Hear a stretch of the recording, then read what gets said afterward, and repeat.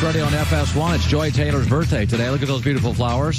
Greg COSELL in a couple of minutes. The beautiful flowers. I do feel like we need to explain why there's a bouquet of flowers next to my head.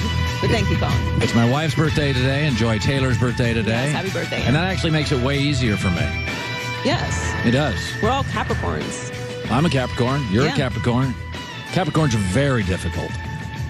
I mean, I disagree, but that seems to be the word on the street. The word on the street is we're very difficult. That's what the street... We're just determined and focused. That's all how I you look see at it. Things, you know? That's how I see it. It's all about perspective. I am determined and you are determined. Yeah, you may think I'm difficult, but I really just have stuff to do today. Yeah, my stuff. Yeah. Good to have you in. Greg COSELL, a couple of minutes. Actually, this weekend's pretty interesting because Rams at Saints, Patriots at Chiefs is the same matchup. A hotshot quarterback everybody's in love with, right? Patrick Mahomes got the youth, he's got the mobility, he's got the arm, he's got the playmakers. And Jared Goff has got the arm, he's a number one pick, he's got the great play designer, he's got Robert Woods, he got Todd Gurley, got the offensive line, and both are facing old guys. And Tom Brady can't make all the throws, but he kind of knows what he's doing before the snap. And Drew Brees can't make all the throws, doesn't throw the ball deep much anymore, but he knows where he's going before the snap. And so what's more valuable? Having the young make all the throws in his youth, a little better mobility at the line of scrimmage, not making a ton now, so you get a bunch of weapons and a head coach, Sean McVay, in his ear until the ball is snapped. Or the two guys, Brees and Brady, the veterans, who are making way more, but they don't have to turn to the coach. They know what they're doing before the ball is snapped. Here's one thing to remember. The last four Super Bowl winning quarterbacks, the average age was 36. And the last two young whippersnappers to win a Super Bowl were Big Ben and Russell Wilson. Those were the last two kid quarterbacks to win a Super Bowl. Both had historically good defenses, and neither was asked to do a ton. Nick Foles is almost 30. Brady's almost 40. Peyton was almost 40. Brady's 37. We're watching the same matchup this week. Old veteran quarterback who's essentially a coach on the field. He has seen everything before, and there are some athletic mobility arm limitations. Or the young, not as highly compensated quarterback with a bunch of weapons who is still a kid quarterback. Just don't forget, kid quarterbacks with the weapons, turning and looking to the coach, relying on the coach on the sidelines more, don't win a lot of Super Bowls in this league. Nick Foles, multiple teams, very coachable, 6-7 years, not nearly the talent of Carson Wentz. But even when you watch the Eagles, there is something about Foles in that lineup that kind of seems to click. Talent alone does not win Super Bowls. These old guys who don't rely on the coaching as much are winning them. A lot. With that, over 30 years at NFL Films, one of my favorite segments of the week. We have 3 football games left until, next year, and we bring in Greg COSELL. I want to start on the Rams and the Saints. That will be the first game. It'll be on Fox. So I want to start with this, Greg. The Saints offense, September, October, November, was one offense, pretty high-flying. Then they faced the Cowboys, and since then, yards per play has gone down, haven't been quite as dynamic. What is the film saying happened to the Saints? Well, I think if you're being honest, Colin, in studying the tape, you will say that Drew Brees has not played particularly well over the last, I don't know when that started, but it was certainly the last 4 or 5 weeks of the regular season. I would say that he was uncharacteristically inaccurate, and by that I mean his ball placement wasn't quite as precise. I thought there were times, based on the route concepts and where I know that he should be going with the ball, that he didn't turn it loose a number of times. He did that. So I would say overall, if you're being honest in your evaluation, you would say that Drew Brees did not play at the same level. Which I would argue is there's a number on Tom Brady that he's not quite been as good in December as he has been in October and early. That would point to fatigue and age. Is that unrealistic? That's hard to know for sure because now we're trying to just sort of speculate as to why that may be the case. In the case of Breeze, I don't know the answer to that. Breeze has always been a quarterback that I think his lower body has been really important to his game. Not in terms of running around like, let's say, a Russell Wilson, but just how strong he is in his lower body to move within the pocket and then to be able to drive the ball. Not necessarily with a power arm. He's not a power thrower, but just the ability to move, reset, stay on balance with a very firm base.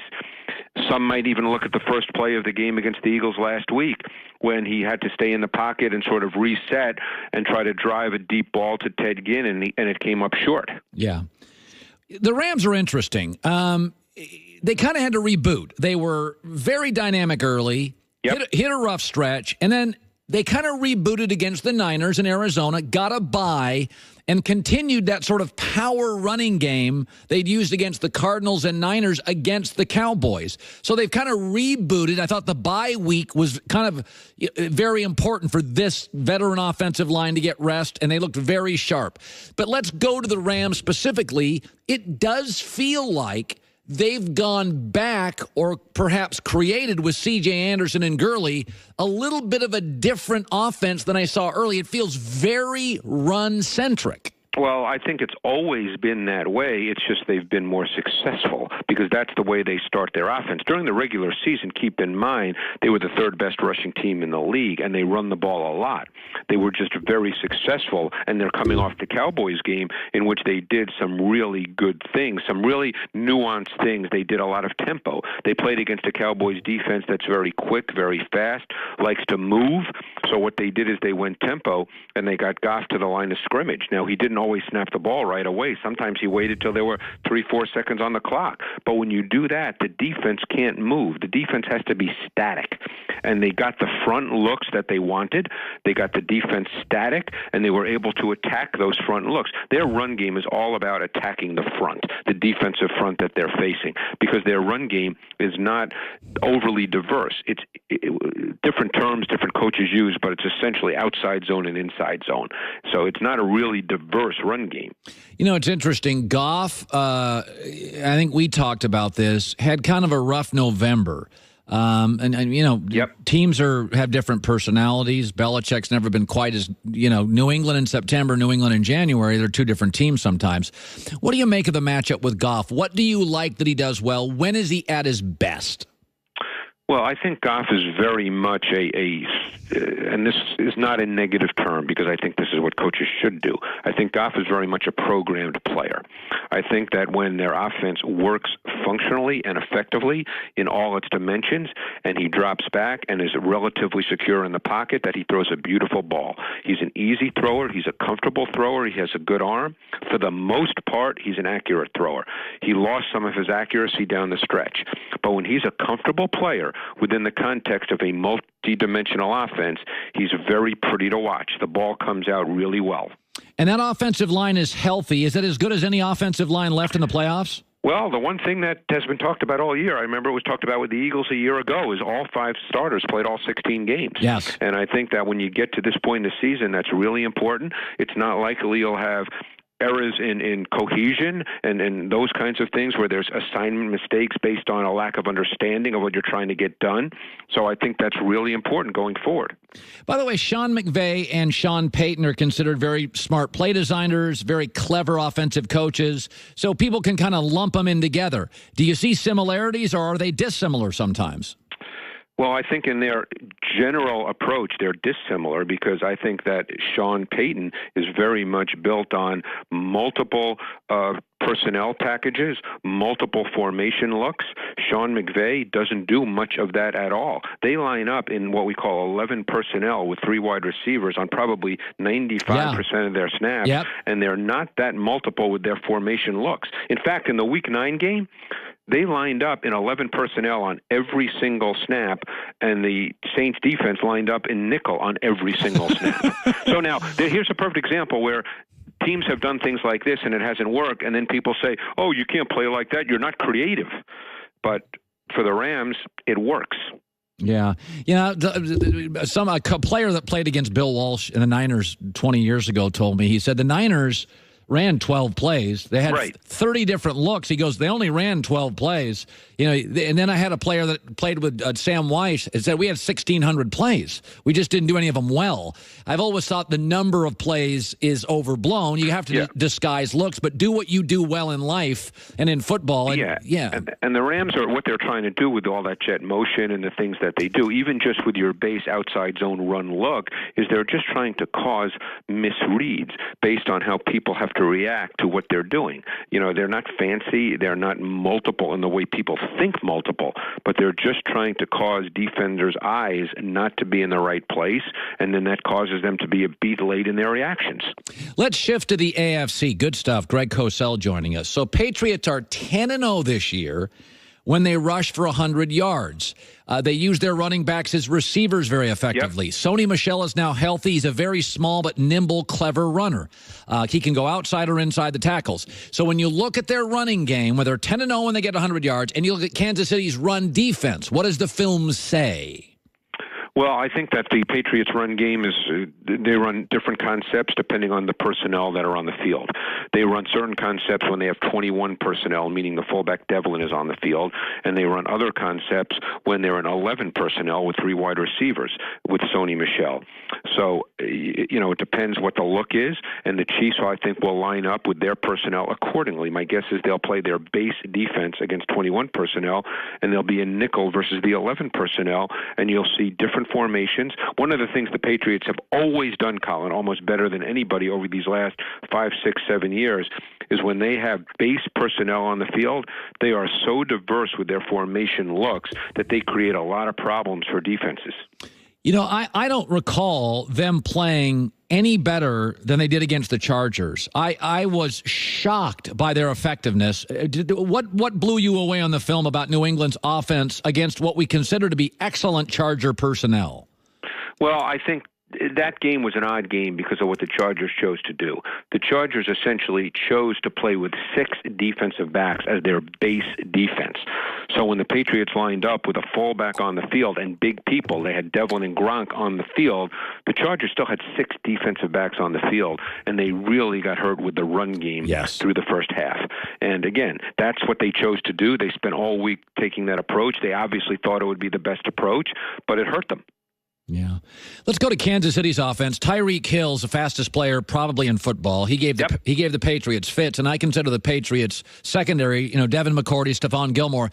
Generally, it's very well coached. Belichick has a history with DBs. I think they have a pretty good secondary, in my opinion. Maybe not as gifted as like a Chargers, but I think Gilmore's a terrific player. I think Devin McCourty's, in his 30s, but he's a very good player. Tyreek Hill ate him alive. Plaxico Burress was on my show 40 minutes ago, and he said, nobody takes away the inside routes like Belichick. They use the sideline as a defender. The Patriots had no success against Tyreek Hill, and they generally take away your big receiving threat. Why is he such a nightmare for them? Well, and keep this in mind. In the first game they played, and that was Week 6, Belichick made a decision. The decision he made in that game was that he was going to take away Kelsey and not Hill. Now, he may change that decision in this game. Because one thing about the Chiefs is besides being very well schemed, they have very good personnel. And Hill presents a different issue because of the pure speed. But there's certain defined tendencies that the Chiefs have in certain formations. And if I know that, Bill Belichick will know that. And I'll be very anxious to see what they do. One tendency in particular, when they go empty, and the Chiefs are very good out of empty, is they put Tyreek Hill in the inside slot to the trip side, what we call 3 strong. Yeah. And they tend to run him vertically from there. And you can't let him get over the top of you. Yeah. So you're saying the Chiefs are a tad more predictable out of their sets? Every team is. See, that's the thing. People think that these games are won and lost with cool stuff that no one's seen before. Everybody is predictable is probably not the right word. Everybody has tendencies, and teams know what the opponent's tendencies are. You don't win these games because you're tricking people and you're fooling people. I'm going to throw a guy's name out. I don't even know if we have tape for him that I think is going to be big this weekend. Chris Jones, defensive lineman for the Chiefs. he has emerged, and maybe I just wasn't paying attention, but it seems in the last 2 months he has emerged as a real force, a really difficult guy to block. My takeaway on this game is if New England struggles with him and has to double him, it could affect the run game. Just talk a little about Kansas City's defensive front. I think I'm not saying Aaron Donald or Fletcher Cox, but boy, when I watch Kansas City play, Greg, he is hard to stay in front of. Well, this will be purely a function, in my view, and this is not profound, Colin, but it speaks to what you're saying, of the Patriots being able to stay relatively on schedule. Because when they're playing well, and when you saw them last week, it seemed as if Brady got the ball out so quick. Yes. They were rarely in long yardage situations. There may be no more patient quarterback that I can remember than Tom Brady in willing to throw the ball 5 yards, and very often those 5-yard gains become 8-yard gains. And while that may not appear on a highlight, that's a big play, particularly if it's first down. Then it's 2nd and 2. So the key thing to limit not only Chris Jones working inside, but Justin Houston, who didn't play Week 6, and Dee Ford, is the ability to stay within the schedule of the offense, and then the ball comes out so quick. Yeah. And that's the key for the Patriots. When Brady's secure, and I thought this year one of the differences with Brady is he wasn't as good when there were people around him as he's been in years past. Yeah. So if you can keep him secure and get the ball out, it might negate that pass rush. Well, Joey Bosa, I was watching film last night. Joey Bosa, they had him mic'd. He was just frustrated. He kept going to the sideline saying, he's getting rid of the ball. He can't get there. He can't get there. He's like, it doesn't matter how good our pass rush is. Right. And I look up and the ball's down the field. All right, your big play this week is Brady to Edelman against the Chiefs. Roll it.